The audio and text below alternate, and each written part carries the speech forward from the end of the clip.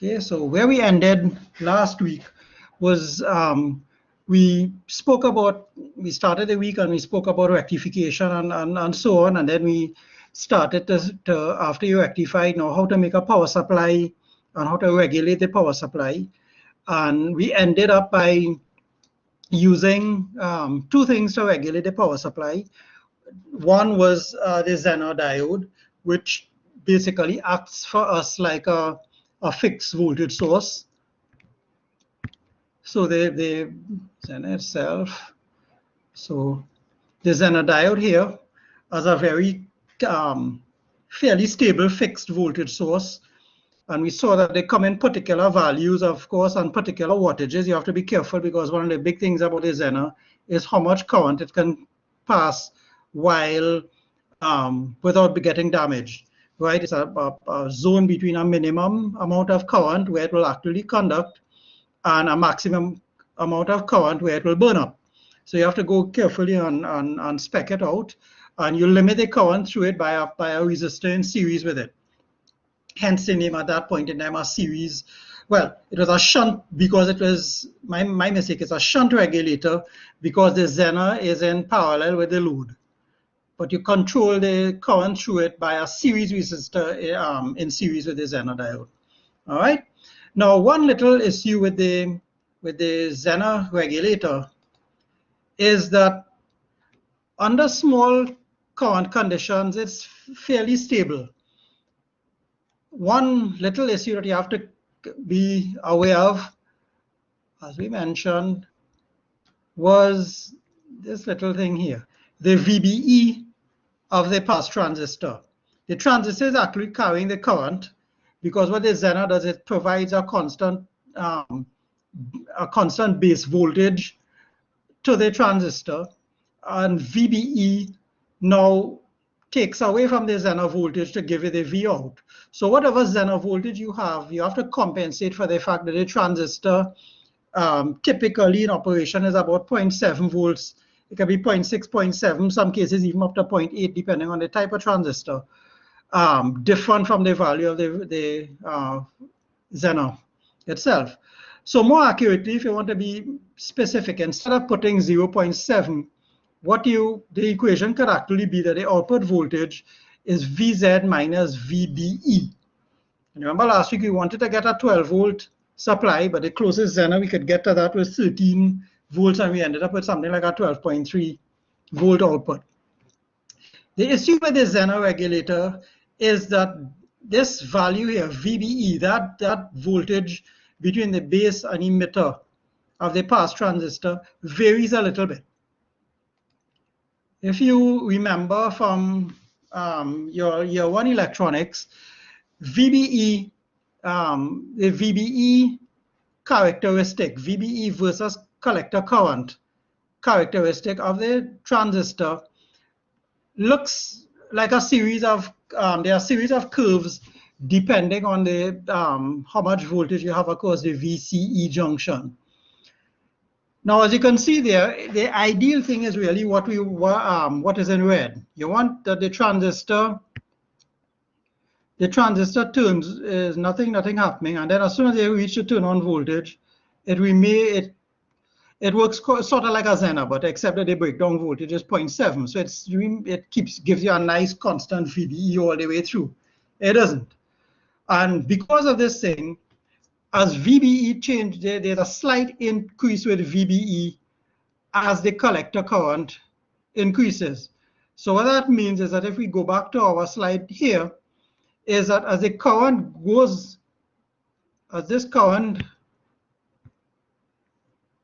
the load current, as that increases, this voltage here changes, which means that this voltage here will tend to change or drop, because VBE will, if VBE gets bigger, which it seems to do, that VO will drop. So that the voltage outputs under certain conditions, instead of being nice and level, which is what you want, is tending to droop a little bit.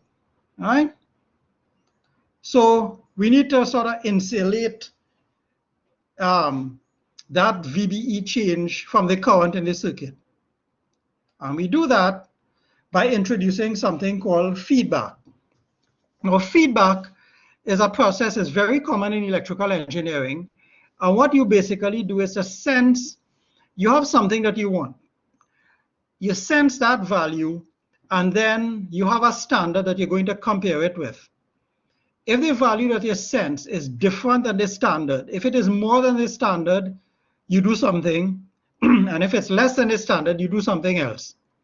But what basically the idea is that once what you're sensing is different from the standard, you take some kind of corrective action. All right, so typically the 3 steps are that you measure the parameter to be controlled. When you're doing control systems next semester, you'll see how that is done in a variety of situations. So like in our case in heavy industry, we'd be sensing things like material flow, material pressure, temperature, or if in the energy industry, you'll be sensing things like temperature, voltages, currents, pressures, and the like. You compare that value with a reference value, which they typically call a set point. And then the difference is used to correct any deviation between what is being measured, what you're controlling, and what the reference value said is supposed to be. And I have a little thing here about thinking about riding a bicycle. When you're riding a bicycle, what you actually do is kind of swaying a little bit to the left and a little bit to the right all the time. Right? Of course, when you now learn to ride a bicycle, that sway is significant. You go to the left, you go to the right, you go to the left. But what happens is that if you realize it, as your body senses that it's falling over to one side, it turns the wheel so that it starts to fall over to the other side. And then it turns the wheel again. And eventually, over a period of time, that kind of left and right wobbling gets less and less. Somebody learned this weekend. Very good. Very, very good. And surprisingly enough, I rode a bike a couple of weeks ago after many years, and you really do not forget. What happens is that you get fearful. But anyway, as you start to get better and better, this left and right wobble becomes less and less, and you actually don't notice it. When you're riding now, you wouldn't notice it. You're basically going down in a straight line. But that's the idea of the feedback here. So what is going to be done electrically now is that we introduce a new element in here, which is called an error voltage amplifier. And look at where it's placed. We have the Zener reference, which we had before. All right, so we have the Zener here from last time. That's the normal Zener diode and all its biasing and so on. And we have the pass transistor here, which is supplying the current. What we're going to introduce now is something between the output and the reference and the series element, the pass transistor. And we call that the output, the error voltage amplifier. Now notice some information on the diagram. Coming from the Zener is the reference voltage, Vref. Coming from the output is some other voltage coming back in. All right, and then we are generating an output. So let's zoom in on that a little bit and talk some more. If you look at it, and what I've done is to annotate some of the slides because the writing is a little bit better when I'm making the slides. If you look at the error amplifier, on one side of the error amplifier, on the positive input of the error amp, we put a reference. On the negative side, on the negative input of the error amplifier, we have our voltage coming in, our measured value or our sensed value. And then the output, I will call an error voltage, which is V subscript E or V subscript epsilon. And notice what it's doing. It's taking the difference between, Vref, Vout. Now Vout is not, if you go back just a little bit, notice that Vout is actually coming from here, right? Vout is this whole business here, but we don't know what this is. We have a Zener that is at some value, but Vout could be considerably different from it. So Vout could be, let's just say for argument's sake, 15 volts. We have a simple potential divider with these two resistors R1 and 2. And beta is just the the value of that ratio at that point there. Right, so at this point it's R2 over R1 plus R2. So that's a fraction of the output voltage that is coming back here. So the error amp now is going to take the difference between the reference voltage and the fraction or the sensed part of the output voltage. Whatever that difference is, it has a gain, some gain that we'll call A, and it's going to put that out. So this particular value varies, and you can see what happens. If beta V out is equal to Vref, then the difference is 0. So our amplifier doesn't produce anything. If beta V out is greater than Vref, the amplifier is going to produce a negative value. And if beta is less than Vref, the amplifier is going to produce a positive value. And we'll see how that works in practice in a second. This is an example of something called negative feedback, because you're taking something on the output and you're taking the difference between the standard value or the reference value and what the output is supposed to be. And it's that difference, when everything is working well, that difference is supposed to be 0. When things are not working well, you get a negative difference when the output is going high. So it tries to bring everything back down under control. Yeah? So in terms of let's see how that works in practice. So at this point, so if we take now, go back here a little bit. So we're going to take this circuit now, and we're going to insert a transistor to perform the function of that error voltage amplifier, right? And that transistor is TR2, right? So this here is our error voltage amplifier. So TR1 is a pass transistor from before.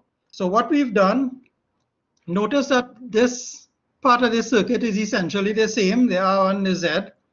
Okay, what we've added are these components here, these, and of course the transistor inside of here.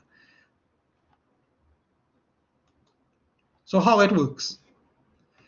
The important thing is that the voltage that is what we're doing is affecting the base voltage of the pass transistor, TR1.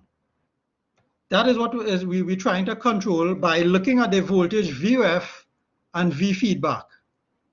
Okay, and as we have it here, that Vref is just V out by that factor, R2 over R1 plus R2.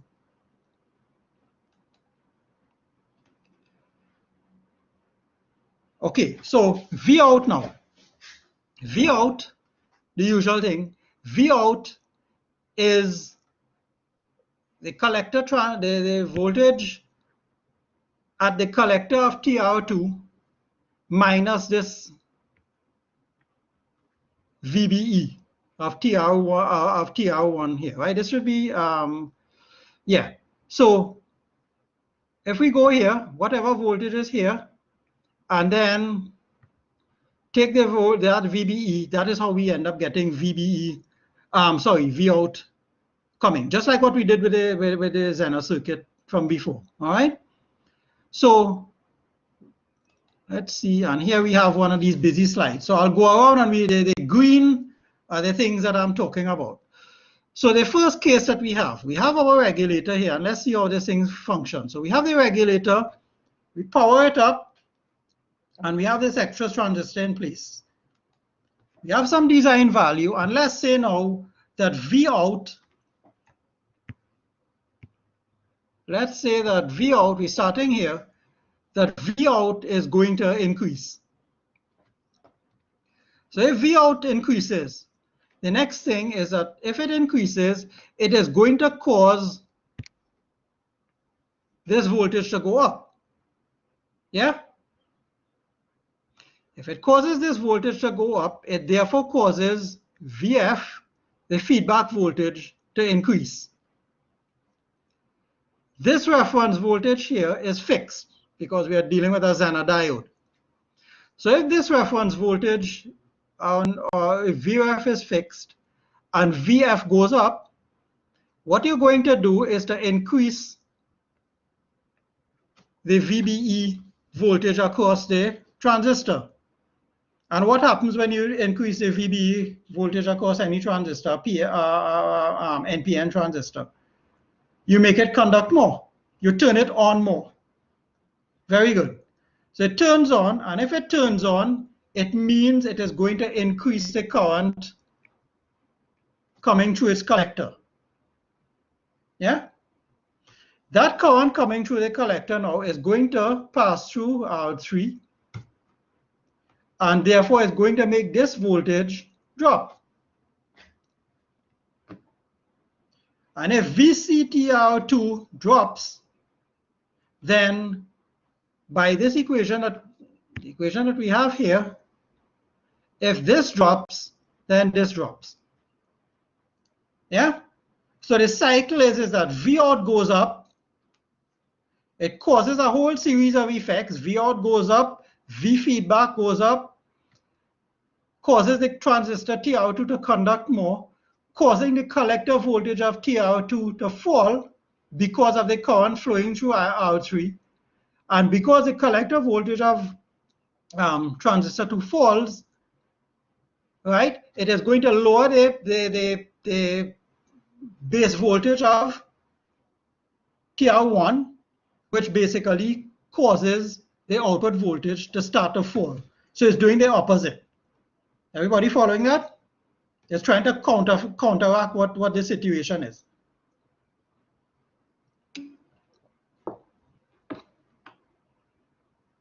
Okay, anybody else? I mean, one person is following, which is good. 1 out of 48 ain't bad.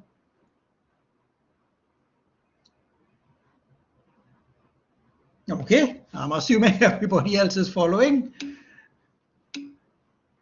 All right, there we go. So, of course, let's see what happens. Okay, go through one last time. So let's clear the annotations here.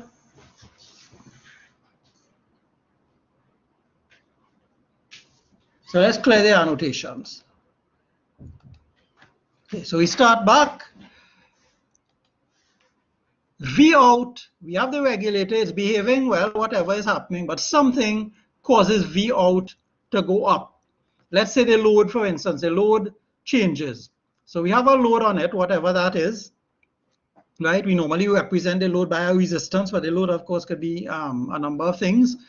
The load changes so that it causes the voltage that we had nice and level to want to try to increase. Because the output voltage is increasing, the fraction, we are sensing a certain part of the output voltage. So this point here, that voltage, if V out increases, here will try to increase as well. So the voltage here is going up. The voltage here is constant because of the Zener.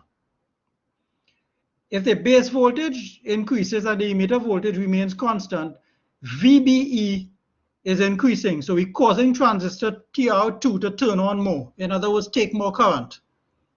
The current for TR2 is supplied by R3. It's supplied through R3, which also supplies the base current for TR1, but that's the base current is minimal. So TR2, the collector current for TR2 is passing through I, and because it is passing through resistor R3, if I increases, then the voltage drop across R3 increases. Therefore, this voltage at VCTR2 drops. It falls. If this voltage drops here, the voltage at the base of TR1 drops. So TR1 starts to turn off the VBE, but just by this equation here. If this drops, then the output voltage will start to drop. But basically what you're doing is reducing the base voltage at TR2, or TR1, sorry. So you're trying to turn it off. This is, as this goes closer to ground, the transistor itself slowly turns off as well. All right. So what is happening is that this effect now tries to bring the voltage down. So whatever happened, the change in resistor caused the voltage to increase, and the feedback causes it to try to decrease. So the net result is that the voltage will do a very slight wobble and settle back down to where it was supposed to be because of the increase. Yeah? Fair enough now?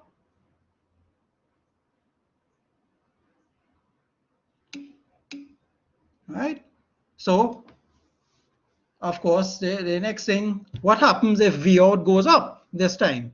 Well, clearly, by the same process, if V out goes up, so something happened here in the load, if V out goes up, wait a minute, it should go down. Yeah, no, this was a summary, my mistake, wrong slide, right? So if V out goes up, the bias causes V out, the feedback, sorry, causes V out to drop. The other way, of course, is if V out goes down. If V out goes down, then this point here falls. So this voltage here falls.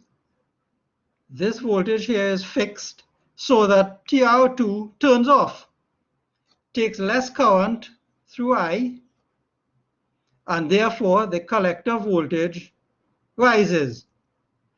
If the collector voltage rises, then the output voltage, you're turning this on a little bit more, so the collector voltage you turn on this TR1 and then the voltage at this point now is going to try to go up.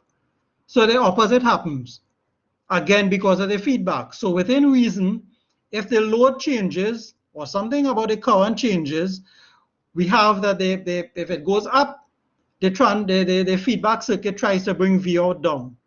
And if V out goes down, the feedback in the circuit tries to send V out up. So the net result is that the whole circuit now is quite stable. And if even, let's say that let me just take off the annotations here a little bit. Let's say that our resistor here stays very constant, but this changes, which is where we started. So the VBE changes.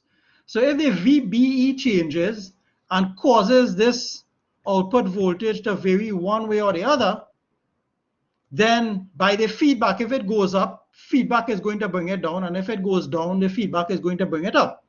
So because of the feedback, we now insulated from changes in this as well. Yeah? Fair enough?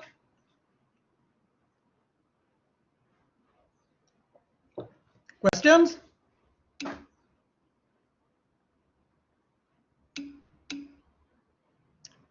Right, so let's work through an example. So here it is now, and you have some situation, right? So you want to make a regulated power supply, a series regulated feedback power supply, and the ratings are 12 volts DC at 1 amp. So it's going to give you a little bit of current in there. The power must come from an unregulated supply, and I'm telling you that you have a 15-volt transformer, and that at the unregulated end, you want it designed in such a way that you have 1 volt peak to peak at maximum load current. And you have a pair of transistors whose current gain is 100. And we'll talk about that once we finish walk through the example. So this is what we know. V out is 12 volts at 1 amp. V in unregulated is 1 volt peak to peak, has a 1 volt peak to peak ripple. HFE TR1 is 100, HFE TR2 is 100, and we need to calculate everything in red plus the capacitor size to give us that 1 volt peak to peak ripple. And what you do, of course, depending on what the problem is how the problem is worded, you make some assumptions or you make some educated guesses based from previous experience or the kind of things that we talk about in class or the kind of things that you encounter in the manufacturer's data sheet and so on. All right? And we'll see the kind of things that you could assume and the kind of things, the reasonable assumptions or the reasonable expectations. So if you're given a question like this to do, let's say as an exam question, some information is there, some information you're going to have to assume. All right, so let's go through and see what we could assume, what is reasonable to assume, and then what I may have to give you. And so you have to come and ask the examiner to clarify. Right, so first point, always cater for the maximum load. Whenever you're designing these things, it's good practice in engineering to cater for the worst case. Right, so whatever is the maximum load for this, we're catering for it. So it's a 12 volt, it's a 1 amp device. You could cater even more. I mean, in practice, if you were making this as a lab grade supply and you intended to supply 1 amp, and you know you're dealing with students like yourself, what do you think is a reasonable value to put? You wouldn't design it to give 1 amp, but you're dealing with second-year electrical engineering students. What do you think is a good upper limit to give yourself? Safety margin.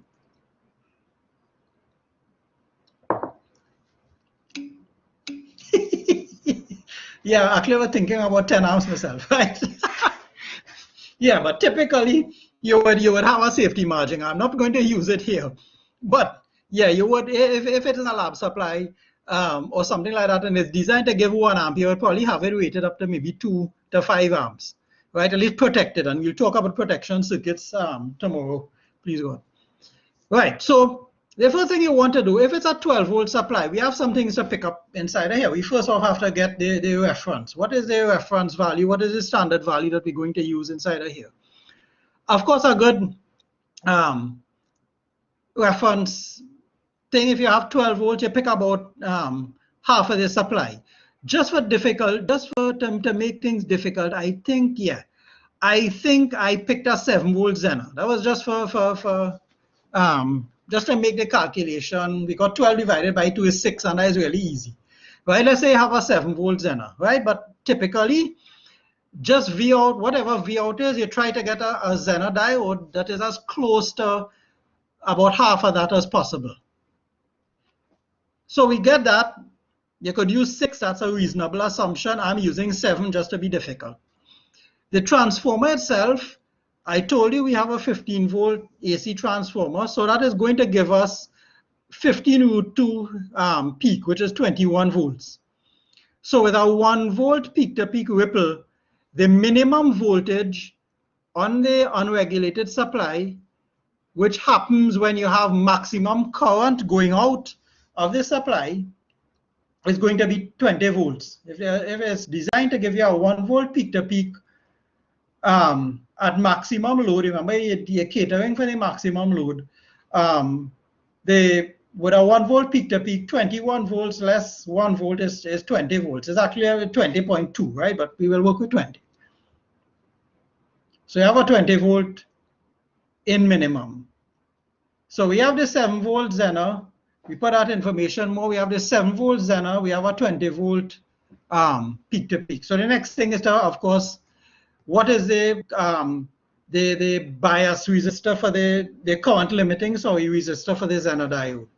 That's a usual design approach. You pick a typical value for the Zener, or you look at the data sheet for the Zener. We've been seeing that typical low power Zener diodes will take maybe 5 milliamps to work. 5, 10, 20, 25. Those are all the sorts of values that that will be used. In a situation like this, if I didn't give you any information and I left it free, so I told you to use whatever value Zener you wanted within reason, and you picked a 5 volt Zener with a 10 milliamp bias current, that's fine. I'll just have to double check your calculations and make sure it works. It made sense. Or if I give you this and told you, okay, bias the thing up, and you said, well, you didn't give me the information, but I'm making an assumption that the Zener takes about 5 milliamps. That's a reasonable assumption based on past experience. So I have no problem with that. If you tell me that the Zener diode is taking 1 amp, then I have a little issue there, because that is not the normal sort of situation for a low-powered Zener diode, clearly. Okay. So we bias it up. R is 2.6K. So now the next things that we have to determine are R3 and then Rs1 and 2. So let's have a look at R3. So I'll just put in some more values inside of there. R3, remember, carries the base current for TR1, and it also carries the collector current for TR2. Okay, so one resistor is actually carrying both sets of current, right? And the current, I mean, if you want, let me just get a different color ink here, right? So it's carrying the current to the collector of this one, and it's also carrying the base current. Both sets of currents are passing through R3. All right. Assumption again, the collector current for TR2. Again, HFE 100 small signal transistors typically would have a collector current of about 5 milliamps for normal sort of reasonable operations. The alternative, of course, is to get a data sheet and you pick a suitable value of the current from what the data sheet tells you. But we've been using 5 milliamps, and again, it's just for designing purposes here and to show the design approach. Right, so we get 5 milliamps for the collector current of TR2, and the base current of TR1 now, if HFE is 100 and TR1 has to carry a 1 amp current through it at full load, then the base current of TR1 is going to be 1 divided by HFE, which is 1 over 100, which is 100 milliamps. So TR1 is taking quite a bit of current here. Luckily, the current is not coming from TR1, it is coming through R3. Right, so bear in mind, the feedback circuit is controlling this voltage here. But the actual voltage, sorry, the actual current that is supplying the base of TR1 and the collector of TR2 is coming from the unregulated 20 volt supply via R3. Okay, fair enough. So R3 is doing a double duty there. Right, so if we do the calculation from R1 for R3, sorry, we know TR2 is taking 5 milliamps, you know TR1 is taking 100 milliamps, you know the voltage here is 20 volts, okay? So because of that now, you can actually work out the value of R3. We have the equations to do that. You know what the voltage here is, all right? If here is 12, if the output is 12 volts, then right here, that green dot again is going to be 12.7. So you know the voltage drop across R3 and you know the current through R3, you can calculate the value.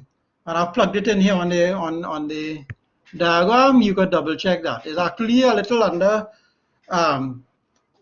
that sort of value. And again, I'm just putting the close calculated value here. In reality, you may have to go to a commercially available resistor. What you want in this case, whatever value you calculate. Okay, why 100 milliamps for TR1 base current? Right, okay, let's just drop back here. TR1 is being asked to carry 100, TR1 is being asked to carry 1 amp, right? So 1 amp is flowing through TR1. And you remember, if TR1 has a HFE of 100, you remember HFE, the IC is HFE IB for a normal transistor. So we assume that most of the current, the collector current, and if the emitter current is 1 amp, we assume that the collector current in TR1 is approximately the same 1 amp. So that is passing through TR1. So if the collector current is 1 amp and HFE is 100, then the base current is the collector current divided by HFE. right? 1 over 100 is 100 milliamps, yeah?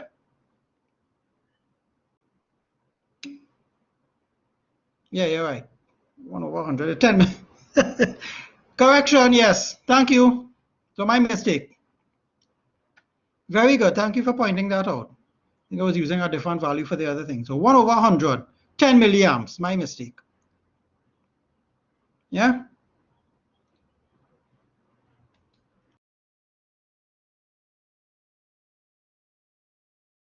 ET. Yeah? So good. At least some people paying attention. Wait, where am I? No. If just double check my values, that's a good idea. I'm calculating these things and writing them in as we go along. So if there is a mistake, let me know and I'll correct it. And it's always good to double check, right? Especially for instance on the handout, where on the handwritten handout that I've given you. There were a couple of things with the diagrams where one or two of the labels might have been reversed and they like when Prof. Kiff was preparing it. So it's always good to read and question. If something looks strange, then let me know. Okay, so we have 680, not 68, or something in that vicinity. Then we need now to calculate these two resistors here, R1 and R2. Right, so if you look at transistor TR2 here, that is the normal sort of voltage divider bias arrangement that you know from your small signal work in year one. So what you typically do is that the current that is flowing through this bias chain here normally is supposed to be much greater than the current going into the base of the transistor. And typically we say about 10 times is a usable factor. So if that is the case, again by the same argument, the current flowing through the collector of TR1 we calculated before, we assumed before was 5 milliamps. So if HFE is 100, 5 milliamps divided by 100 supposed to be 50 microamperes. You can check that one for me too again. So if 50 microamperes is going into the base of the transistor, a useful assumption will be 10 times that coming through that voltage divider chain. Yeah? And if that is the case, then how do we go about calculating the values? If I know that 100 times that, so I have 500 microamperes here going through that divider chain. The first thing I'm going to do, of course, I have two unknowns. So I have to calculate. There are actually two equations that I have to calculate and then work my way back from that. So the first thing is that because of the two unknowns, I know I could calculate a value for R1 and R2 together, right? Because this is 12 volts across here. The current through it is 500 microamps. So R1 plus R2 is going to be some particular value. I think the calculated value that I had was 24K. Right, so R1 plus R2 should be greater than or equal to 24K. Then we could look at R2 itself. Let me just clear up that a little bit. Right, so R1 plus R2, let me just write that down. Right. R1 plus R2, right, should be greater than or equal to 24K. Right, so make sure that the current here is at least, that the current through that chain is at least 10 times what is going in the base of the transistor. The other thing is that we could actually calculate the value of R2. We know this voltage here, that green dot. We know that voltage at that spot because if this is 0.7 volts, if the diode has 0.7 here, then here is going to be at 7.7 volts. Fair enough? If that's 7.7 and I have how much microamps here? 500 microamps going through there, then I could calculate the value of R2. And if I do that, I'm going to get something I believe is 15.4 K. Again, you all could all double check. Just you have the slides in front of you so you could double check. So I know R1 plus R2 is 24 K. And I know R2 by itself is 15.4 K. So R1 going to be the difference between the two of them, right? Which is 9K. Right, so if we clear it up, and I didn't make too many mistakes, but here, so to add that back, what we have 9K and we have 15.4 K. Right, and we have everything that we need more or less. The capacitor. How do we calculate the value of the capacitor? What is the current? We know the current is 1 amp.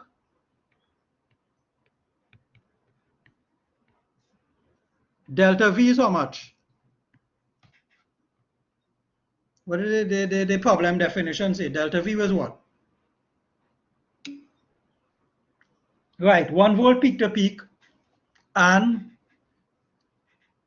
the frequency, of course, if we assume a 60 hertz frequency here, so C is, of course, the load current divided by 2F delta V, because it's a full load rectifier, sorry, a full wave rectifier, and we'll get that C is something like 8,333 microfarads. Of course, you're not going to get that, so you're going to get the standard value, most likely 8,700 microfarad or something of the vicinity. For exam purposes and the like, I don't expect you to know what the standard values are. So you wouldn't get, for instance, in reality, after you do a design, you wouldn't get a 15.4 K resistor, you wouldn't get a 8,333 microfarad capacitor. All right? You're going to have to go and look for the nearest appreciable value. But for calculation purposes and for exam purposes, this is what I will, at least you can stop your calculations on your, at this point. But later on, if you're doing a design, for instance, in your final year project and so on, if you're doing a design, then you have to remember that when you do the design here and you go and check in stores or you're buying the components or whatever it is, you have to get the closest standard component value to what you have designed for. And if the closest value is significantly different, let's say for instance here, if instead of 15.4, just for argument's sake, the closest value I could get is 22. It isn't, but let's say the closest value I get is 22. That is going to change the whole picture of that, that resistor network, right? So you have to be aware of that and choose it. And if this changes to 22K for argument's sake, then notice what is the sort of proportion. You know what R1 to R2 is supposed to be to give me the voltage here. So if this goes up by a particular amount or changes by a significant amount, you're going to have to change that too as well.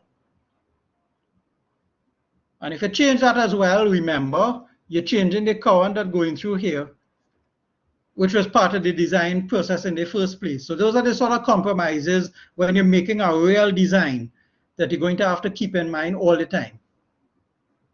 Yeah? Fair enough? Right, so we went through the design. So any questions on that? There's one last little bit that we have to look at, right, to really finalize the design. Anybody knows what it is?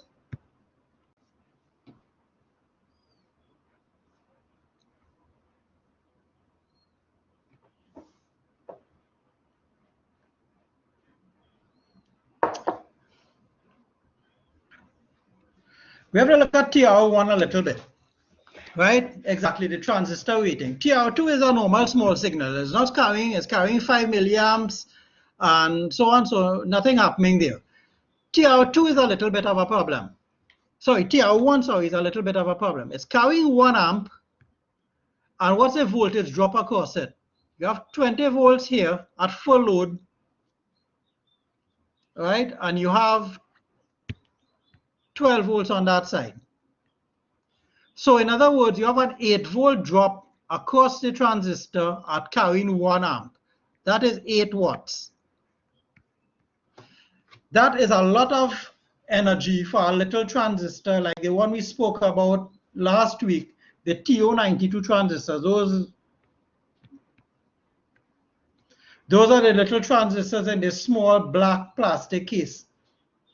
You're not going to get any of those carrying 8 watts, right? These are in the milliwatt range. These will probably give you up to a couple hundred milliwatts, right?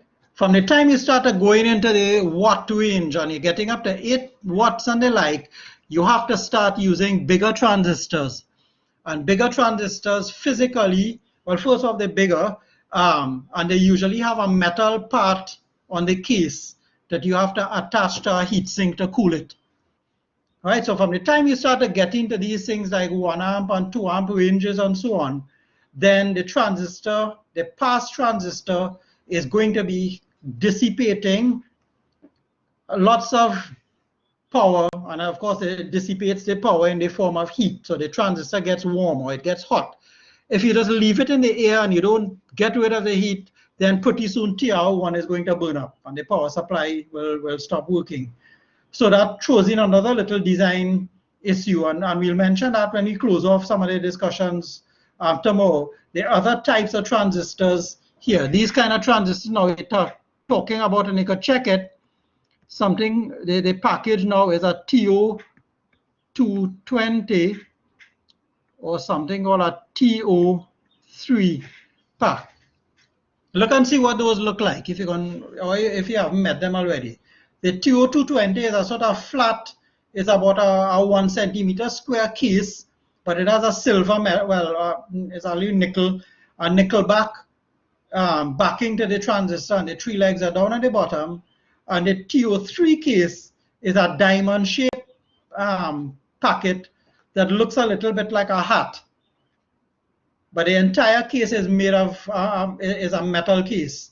So the whole case is designed to get hot, but you mount that on a heat sink, which is I don't know if you ever saw, if you all have seen heat sinks already, but it's a piece of aluminum. It's usually either silver or black, but it has lots of fins on it to radiate the heat away.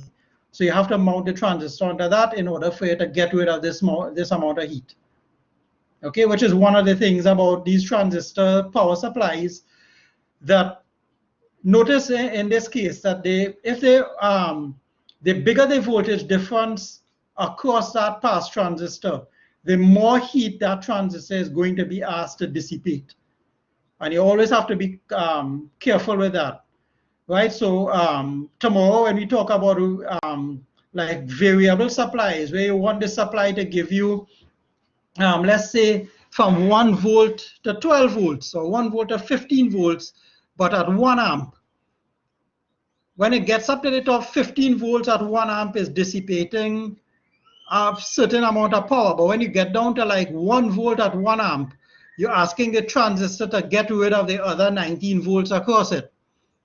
Right? So the power rating of the transistor and the power capacity of the transistor starts to have to go up very drastically as you go down in voltage, and have the thing have to handle a lot of current. Okay, so one of those issues that is very important if the thing is not to fail. So that's our discussion for today, right? Just one little comment is that this error voltage amplifier that we spoke about, we have used a simple transistor in this class today. But really and truly, the best or particular device that is designed for that kind of error voltage application is in fact the op amp. It has a negative, an inverting and a non-inverting input and an output. And that is the kind of device that you really want inside of a properly functioning power supply to make it work well, right? To get the kind of regulation and so on. And this is a circuit that we're going to discuss tomorrow, where we put in the op amp into the circuit, and we're going to discuss this behavior. No, don't worry about what's there. We're going to talk about all of this come tomorrow. Yeah. All right. So, any questions before I close off? Yes, sir. One question. Could we get the course outline document for this course? Yeah. My mistake. I was trying to finalize some things, and I just did it. So I'll put that up. I'm a little behind the schedule of putting up things for you all. So because I'm now doing the course, so trying to put everything together and put the material together is taking a little bit more time than I thought. So on ECNG 2011, but that one is a little more straightforward, right? So I'll put up both of them for you all, and by tomorrow, if not in time for the class tomorrow, at least certainly by the end of the day, both outlines will be available for you. Yeah. Thank you, sir. Okay. All right. Any other questions?